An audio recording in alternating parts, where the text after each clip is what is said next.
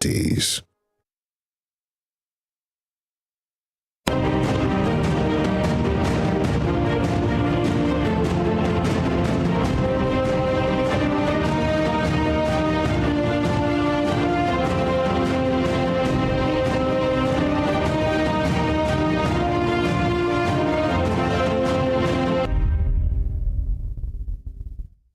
Here are the top stories of the news. Nigeria Army promotes 122 senior officers. Ebonyi State Police Command destroys suspected IPOB camp in Obegu area of the state. On the foreign scene, at least 16 persons have been killed after a landslide hit a holiday campsite in Malaysia. Good afternoon and welcome to Spring News at 12 on Western Spring Television. My name is Okoyemuni. The Nigerian Army Council has approved the promotion of 122 senior officers from the ranks of Brigadier General to Major General and Colonel to Brigadier General respectively. The Director, Army Public Relations, Brigadier General Oyema Nwachuku, revealed this in a statement today, stating that 52 of those promoted are Brigadier Generals and 70 Colonels. According to him, the Brigadier Generals were elevated to Major Generals and Colonels to Brigadier Generals. He said the promotion was in recognition of their meritorious service to the nation. The Ebonyi State Police Command says it has recovered some items from a suspected camp of the proscribed indigenous people of Biafra, IPOB. The state police spokesman, SP Chris Ayahu, briefing newsmen at the command headquarters in Abakaliki yesterday, said the camp was located at Obegu, a boundary area between Onitsha Issue and Ishelu local government areas of the state. He stated that officers from the police tactical teams stormed the camp sequel to credible information gathered that hoodlums were operating and wreaking havoc in the state within Ishelu access. Ayahu said a quick trail and joint effort with a team of detectives attached to Owako Division led to the arrest of Sunday Uba, popularly known as Bongo, the commander of the IPOB ASN in the state. He added that the raid also led to the discovery of some incriminating items, such as improvised explosive devices. The presidential candidate of the People's Democratic Party, PDP, Atiku Abubakar, has said he is the Southeast region's fairest road to the presidency. He made a comment while addressing party supporters during his campaign rally in Awka, the Anambra State capital, on Thursday. He thanked the people of the state for their warm reception, adding that he never thought he would see such a huge crowd in Anambra State. Atiku also promised to revive industries in the region, vowing to dredge the river Niger to boost economic activities. Earlier, the state governor, Professor Chukwuma Soludo, in his meeting with the former vice president, described him as one of the two leading candidates for next year's presidential election. The Rivers State chapter of the All Progressives Congress, APC, has called for an end to free election litigations in the state. A spokesman of the Rivers State APC Governorship Campaign Council, Chube Eli, made the call, adding that what the residents of the state need is a contest of ideas to enable them pick the best candidate. He made a call following the party's victory at the appeal court yesterday, in which its candidates were cleared to contest the 2023 elections in the state. He advised the plaintiffs in yesterday's case to resist the temptation of approaching the Supreme Court due to the fact that the case lacks merit. The appellate court had ruled against the October 25 judgment of the Federal High Court, which disqualified the candidates of the APC. Former Deputy President of the Senate, Ike Ekweremadu, has accused the Economic and Financial Crimes Commission, EFCC, of being responsible for his travels. The senator, who has been in custody in London over an alleged organ harvest, told the Federal High Court in Abuja that the anti-graft agency wrote a letter to the London court but made the foreign court to refuse to admit him to bail. Ekwemadu's allegations were contained in an application he filed before the Federal High Court, seeking to set aside the interim order granted in favor of the federal government for forfeiture of his 40 properties in and outside the country. In the application brought by his counsel, Adegboyega Awomolo Sang, Ekweremadu claims that the forfeiture order was granted to the federal government in error due to the fact that the EFCC suppressed information and facts in respect of the properties. However, the counsel to the commission, Stefanos Tahir San, denied that his client was behind the former deputy president of the Senate ordeal. In Osun State, Governor Ademola Adeleke has put the total debt portfolio of the state at 407.32 billion naira. Adeleke, who spoke at a monthly meeting of Osun State traditional rulers held in Osogbo yesterday, explained that the figure was arrived at after various sums of money in the 8 credit facilities inherited were added to arrears of salaries and pension owed workers and retirees. We'll bring you the report in our subsequent bulletin. In the meantime, Mr. Ismail Omikpidon, media aide to former Osun State Governor Adegboyega Oyetola, has challenged Governor Ademola Adeleke to publish details of the outstanding loan facilities he claimed his administration inherited and the years they were procured. Governor Ademola Adeleke had yesterday said the Oyetola administration left behind a debt profile of 407.32 billion naira and took an 18 billion naira loan facility after losing election in July. But while speaking today on Frank Talk, a Rev FM News and Current Affairs interview program, Mr. Omikpidon said the debt was incurred by the administration of former Osun Governor, who is now the Minister of Interior, Rauf Aregbesola. He described the claim by Governor Adeleke that Mr. Oyetola took 18 billion naira loan after losing the election as unfounded. Mr. Omikpidon insisted that the claim was made out of ignorance and mischief and challenged Governor Adeleke to publish details of the year of the loans the loans were procured. Oyetola could not have assessed any salary bailout. The only time that I know that salary bailout was extended to Osun was under Ogbeni Rauf Aregbesola's administration. And you can go and check this fact. So, again, I say with all sense of modesty that Governor Adeleke and his team, or perhaps his team who prepared that speech for him, were either out to embarrass their principal or were out for mischief or both. Because if their principal had taken time to read what was prepared for him to read, I'm sure he probably would have been circumspect on some areas. For instance, what institution will borrow money to a governor after losing an election? There is no how you can talk about the date of liquidation of any debt without talking about the period they were assessed. You must talk about dates of procurement. I am sure deliberately they avoided the dates of procurement. The Federal Capital Territory Police Command has commenced an investigation into yesterday morning's fatal train crash incident in Kubwa, Abuja. It will recall that an Abuja-bound train had crashed into a moving car in the Kubwa area of Abuja, leading to the death of the victim. Reacting to the incident, the FCT police spokesperson, Josephine Ade, said that investigation had begun by the Railway Division of the police force.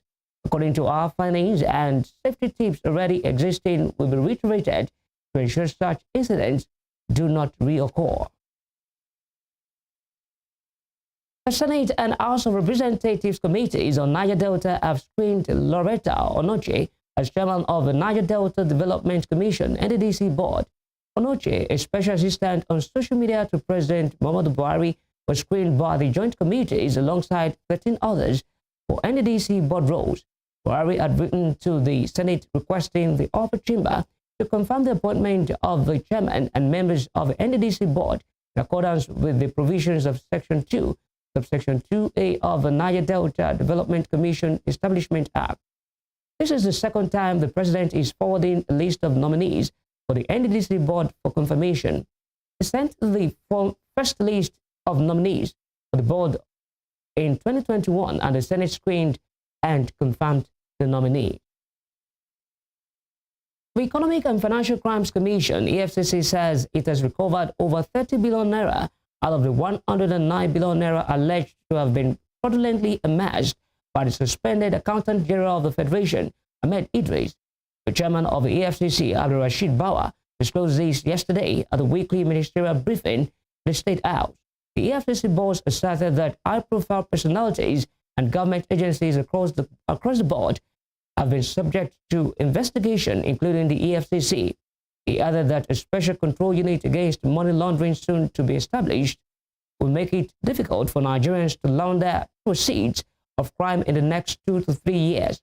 He also announced that the commission will by year-end publish nationwide auction real estate across 15 locations in the country in order to dispose of over 150 flats and apartments forfeited assets. You're watching Spring News at 12 on Western Spring Television. We'll be right back after this break.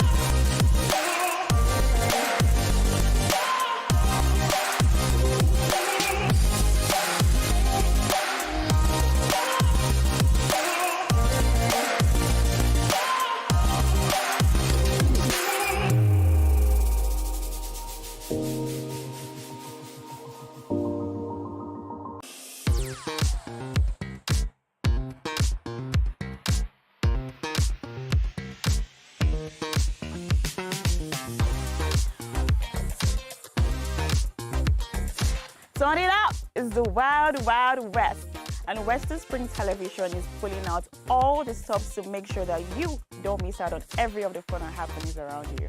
Yup, we've got you covered because your girl got all the juiciest tidbits and entertainment news from around the world.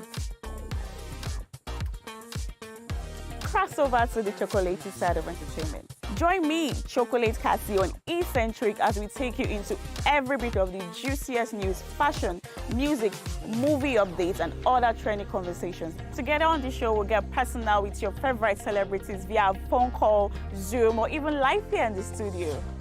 Eccentric will be shown on your TV screen on Western Spring Television, channel 190, only on StarTimes.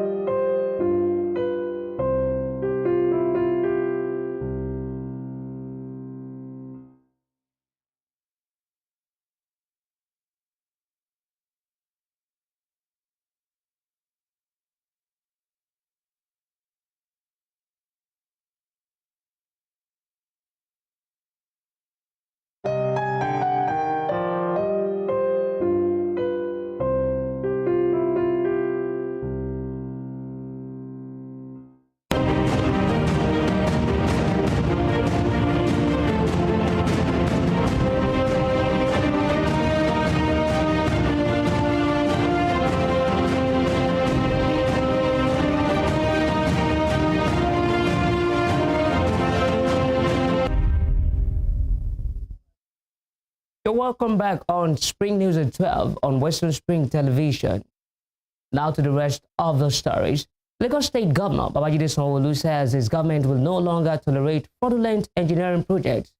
He said this during the inauguration of a State Technical Committee and State Expatriate Monitoring Committee on Engineering Regulations Monitoring in Ikeja on Thursday. He said the inauguration of a State Technical Committee of Engineering Regulations Monitoring of COREN is the birth of a new dawn in efforts to revolutionize the practice of engineering in the state and in Nigeria. He further stated that the era of mediocrity is gone, adding that engineering must take its pride of place and be the driver of a state development effort. In business, the Central Bank of Nigeria yesterday commenced circulation of a redesigned Naira notes launched by President Muhammadu Buhari as part of efforts to rejig the financial sector. Emmanuel Uduagele was in town to monitor the level of circulation of the new notes and now report. All right, we'll bring you the report later in our subsequent bulletin. The World Bank says 5 million Nigerians have been pushed into poverty as a result of inflation in 2022. The Bretton Woods Institution said this in its latest Nigeria Development Update. In the report, the bank said the country's inflation has worsened since 2020, eroding the purchasing power of Nigerians and increasing poverty. The World Bank also reduced Nigeria's 2022 growth forecast to 3.1% from a previous forecast of 3.8%. The bank explained that this was due to Nigeria's slow economic growth amidst declining oil output and reduced non-oil activity. According to the bank, Nigeria's fiscal pressures have intensified, worsened by the soaring cost of a petrol subsidy, which will likely exceed 5 trillion naira this year. On the foreign scene, at least 16 people, including children, have been killed after a landslide enveloped a holiday campsite in Malaysia's Selangor state. Families were sleeping in their tents when a landslide happened at a farm staying in Betangkali Township. Hundreds of rescuers spent today digging through mud to find survivors. More than 90 people had been staying at the base. Local media reported the farm's managers saying that at least 30 children and 51 adults had been registered for an overnight stay. 10 people, including 5 children, have been killed in the fire in an apartment building near Lyon, France. Officials released a statement saying a sizable fire broke out in a 7-story block of flats. 4 people are in a critical condition and 10 others reported minor injuries, including 2 firefighters. The fire has been extinguished after it was battled by 175 fighters. The Minister of the Interior, Gerard Damanin, said the cause of the fire is still unknown and praised the work of the firefighters who rescued people in extremely difficult conditions. He added that the children who died were all aged between 3 and 15. Ghana's President Nana Akufo-Addo has said neighboring Burkina Faso has invited in mercenaries from the Russian firm Wagner. He said this during a meeting with United States Secretary of State Antony Blinken and described the development as distressing. President Akufo-Addo said Russian mercenaries were on Ghana's northern border. This comes as coastal states in West Africa, including Ghana, are growing increasingly concerned about the spread of jihadist violence from the Sahel region. I was part of an extremely useful meeting with the people from the Congress to come and talk about security matters. I believe that, Madam, you were there. You were part of the meeting. And its significance for us. And I think that beyond everything, that is a matter that I want to urge upon you. Today, Russian mercenaries are on our northern border. Burkina Faso has now entered into an arrangement to go along with Mali in employing the Wagner forces there. I believe a mine in southern Burkina has been allocated to them as a form of payment for their services. Prime Minister of Burkina Faso in the last 10 days has been in Moscow. And out of the world of sports, Lionel Messi did not take part in Argentina's training session yesterday, sparking fears he's battling an injury ahead of Sunday's World Cup final with champions France. According to reports, Messi is managing an injury from Tuesday's 3-0 semi-final victory over Croatia. The former Barcelona star was seen moving awkwardly and clutching his hamstring towards the end of a clash with Croatia, but was quick to allay any concerns after the game, insisting it would be fit for the final showdown. His absence from training should, however, not come as a surprise, as all players who started the last fixture were given extra recovery and instead took part in a gym session rather than out on the pitch. Left his role as head coach of Portugal following their World Cup exit. It follows Portugal's shock 1-0 defeat to Morocco in the quarterfinals in Qatar. The Portuguese Football Federation said it was the right moment to start a new cycle despite Santos being on a contract until after Euro 2024. Portugal will now begin the process of appointing a new head coach, with Roma boss Jose Mourinho one of the early favorites for the post. Before we end the news, here's a recap of our top stories. The Nigerian Army Council has approved the promotion of 122 senior officers from the ranks of Brigadier General to Major General and Colonel to Brigadier General respectively. The Ebonyi State Police Command says it has recovered some items from a suspected camp of the proscribed indigenous people of Biafra, IPOB. On the foreign scene, at least 16 people, including children, have been killed after a landslide enveloped a holiday campsite in Malaysia's Selangor state. Don't forget to follow us on our social media handles on Facebook, Instagram, and Twitter at Western Spring Television. You can also watch us live on our YouTube channel at Western Spring Television.